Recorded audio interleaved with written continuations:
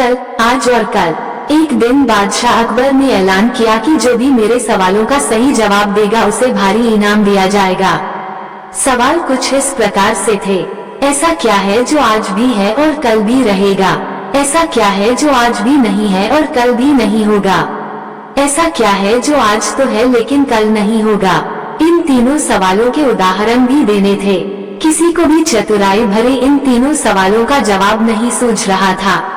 तभी बीरबल बोला, हुजूर, आपके सवालों का जवाब मैं दे सकता हूँ, लेकिन इसके लिए आपको मेरे साथ शहर का दौरा करना होगा। तभी आपके सवाल सही ढंग से हल हो पाएंगे। अकबर और बीरबल ने वेश बदला और सूफियों का बाना पहनकर निकल पड़े। कुछ ही देर बाद वे बाजार में खड़े थे। फिर दोनों एक दुकान में घुस गए। बीरबल ने दुकानदार से कहा, हमें बच्चों की पढ़ाई के लिए मदरसा बनाना है, तुम हमें इसके लिए 1000 रुपए दे दो। जब दुकानदार ने अपने मुनीम से कहा कि इन्हें 1000 रुपए दे दो, तो बीरबल बोला, जब मैं तुमसे रुपए ले रहा हूँगा तो तुम्हारे सिर पर जूता मारूंगा। हर एक रुपए के पीछे एक जूता पड़ेगा। बोलो, तैयार हो? ये सुनते ही दुकानदार के नौकर का पारा चढ़ गया और वो बीरबल से दो हाथ करने आगे बढ़ाया। लेकिन दुकानदार ने नौकर को शांत करते हुए कहा, मैं तैयार हूँ, लेकिन मेरी एक शर्त है। मुझे विश्वास दिलाना होगा कि मेरा पैसा इसी नेक काम पर खर्च होगा। ऐसा कहते हुए दुकानदार ने सिर झुका दिया और बीरबल से बोला कि जूता मारना शुरू करें। तब बीरबल व अकबर बिना कुछ कहे सुने दुकान से बाहर निकल आए।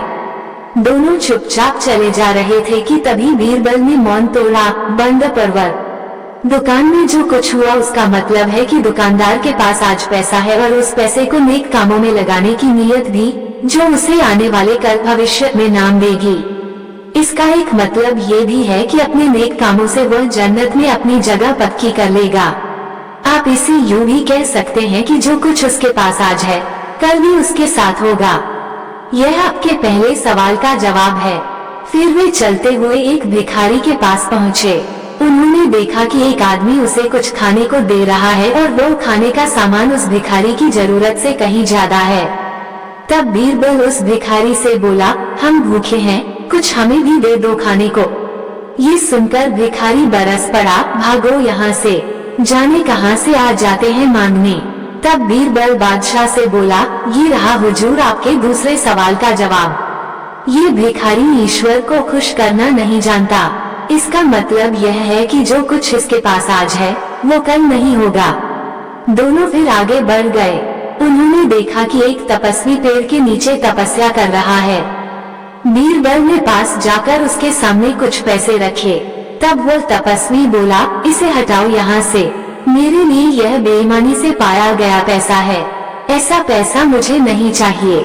अब बीरबल बोला, हुजूर, इसका मतलब ये हुआ कि अभी तो नहीं है लेकिन बाद में हो सकता है।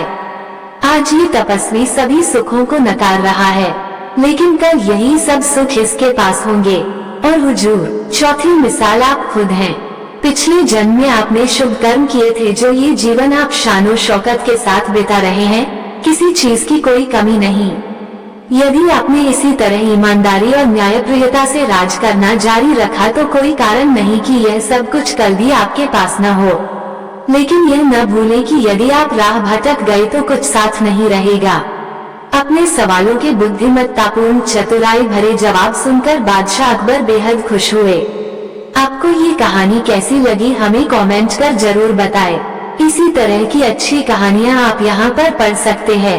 यहाँ उपस्थित शिक्षाप्रद कहानियाँ आपका मनोरंजन करने के साथ दिशा भी देंगी। तो बने रहिए हमारे साथ और हमारे प्रयास को सफल बनाएं।